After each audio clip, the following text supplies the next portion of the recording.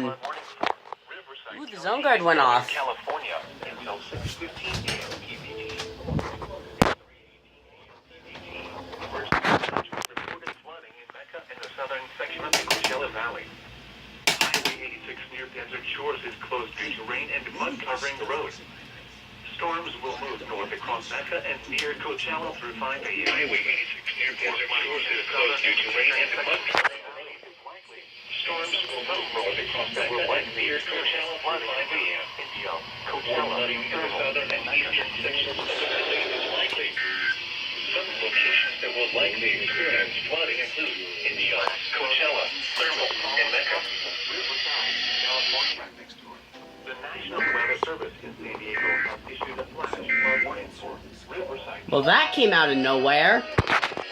Just shortly after the first one that I got today expired. I don't know if NBC Palm Springs will relay it, so I'm just gonna end the video.